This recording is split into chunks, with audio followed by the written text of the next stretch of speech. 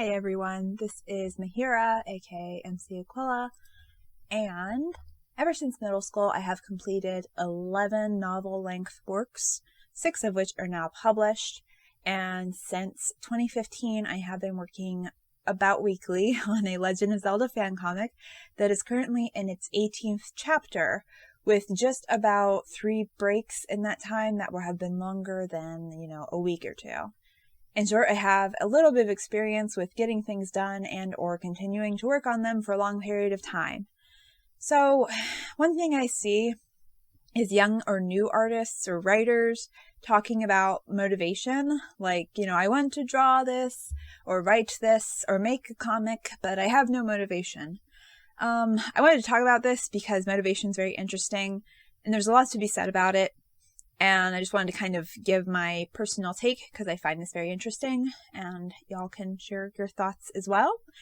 And my personal take is screw motivation, it's unreliable. To clarify, motivation is nice and sometimes you can rekindle it when you've lost it to help make things easier. That is pretty awesome whenever you can do that.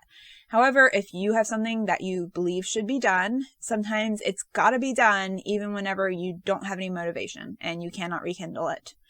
So I'm going to share how I write and draw whenever I really don't want to. 2 things first. Obviously, these are things that work for me and not for everyone. They may or may not work for you. Everyone is different. Secondly, you'll notice how I make myself write versus how I make myself draw is different. Some things are similar, but the methods themselves are a bit different. I really believe that different types of work demand different things from us. So there isn't, at least in my experience, just one solution to work while having no motivation. And a little side note that the way I make myself do my job, which is tutoring and assisting other tutors, is very different. It has to do with using small tasks leading into big tasks and using music as a mental sort of trigger to get myself into the workspace. So that is different than anything I'm going to discuss here. The music does play a bit of a role, but it's different. So let's get into it. So let's say I'm starting to get ready to work on a project, writing or art, and I do not have any motivation. I realize that is absent. First, I check when was the last time I had a break, because if I hadn't had a break in a while, I probably need to. This is both for my mental and physical health.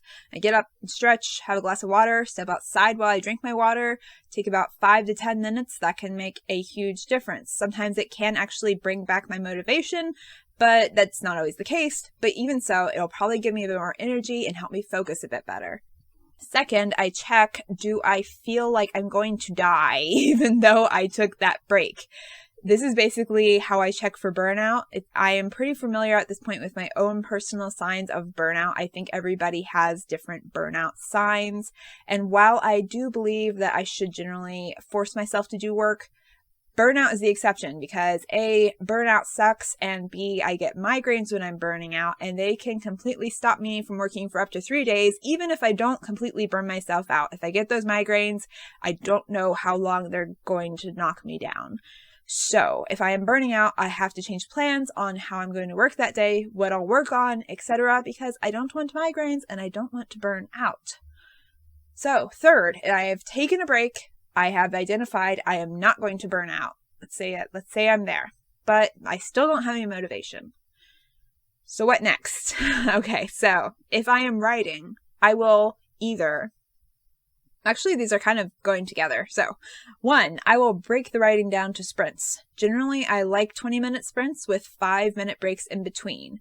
This is basically the Pomodoro method, which has to do with using periods of work broken up by short breaks. This is great because there's an end in sight. I only have to do, let's say 3 20-minute sprints with 5-minute breaks in between. Breaking it up into smaller periods of time, like 20 minutes, makes it so much more manageable and a lot less intimidating than saying, I'm going to write for a whole hour.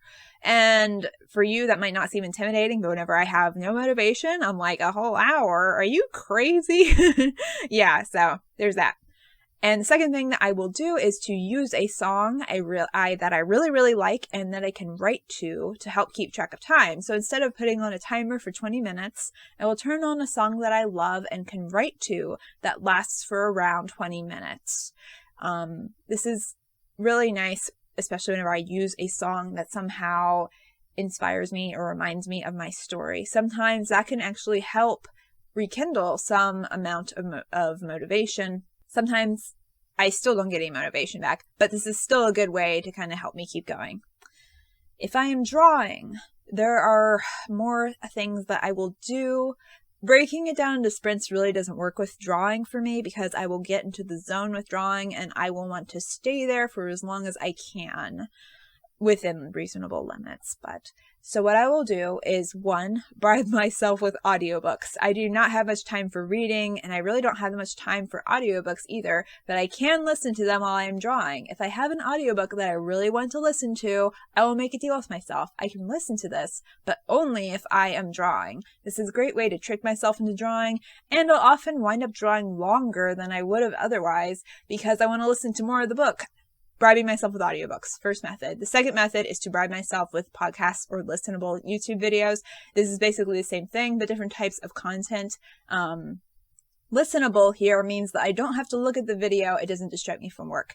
Now to clarify, I have bribed myself with Let's Plays or TV shows, usually really simple ones like Pokemon or Miraculous Ladybug, because I don't really have to look at them very much. But those can still slow down progress because, sometimes if I hear the sound of a mysterious Pokemon, I'm going to click and see which Pokemon is that. Who's that Pokemon? Gosh. But anyways, that could still slow my progress down. And I'll be honest though, there have been some days whenever I've just had no motivation and the idea of drawing is just appalling to me.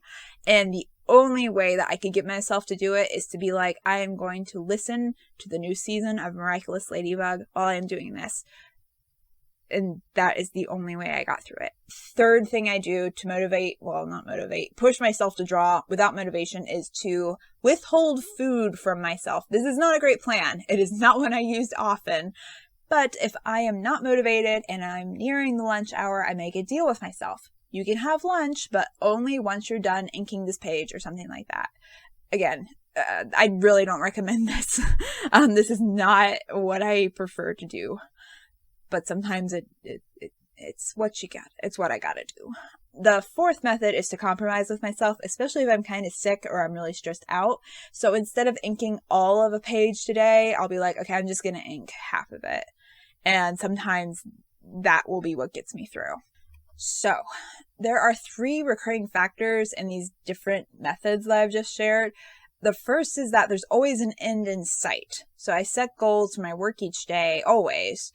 But these tactics make the end point really much more specific. So like with the sprints and withholding food for myself, there is a really specific end point. The sprints end in 20 minutes. The second is I'm withholding my food until the lunch break. Those are really specific end points. So I'm not like, I'm going to do this forever. No.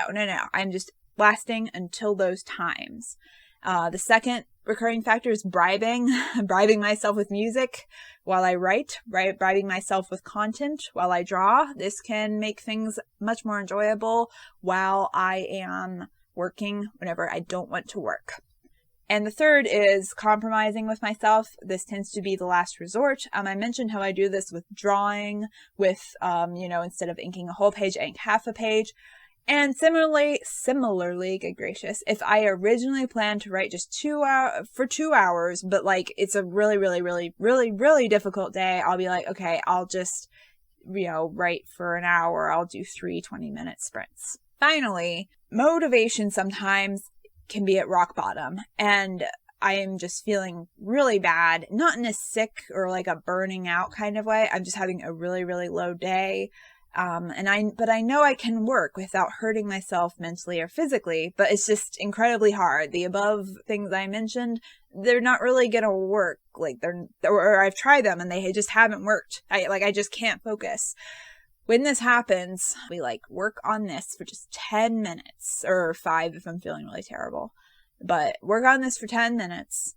And if I still feel terrible and I just can't, then that's okay. I can quit, but I just have to push through for 10 minutes. And that's all I'm asking of myself. And 90% of the time, if I do that, I wind up being able to work for, 30 minutes, an hour, sometimes more. Sometimes all it takes is just focusing on getting past that first 10 minutes. And something now that I'm thinking about it, whenever I do this, whenever I'm focusing on just the first 10 minutes like that, I will often not have like music or content or anything like that, or audiobooks playing.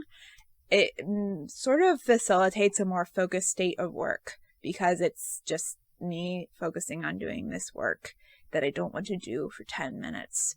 And that can really facilitate, what's it called, like a deep work state or something like that. No distractions. And I think that can be really good to overcoming that block of just, I can't, that sort of feeling.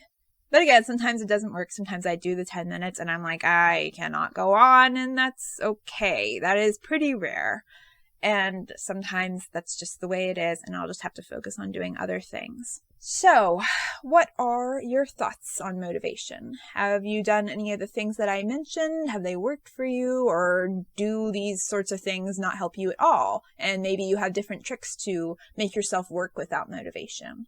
Let me know. Share your thoughts down below, and please let me know if you have any ideas for videos you'd like me to do. And yeah. I hope y'all have a great day or evening or whatever it is for you, and I'll see or listen or, I'll see y'all in the next video. Bye-bye.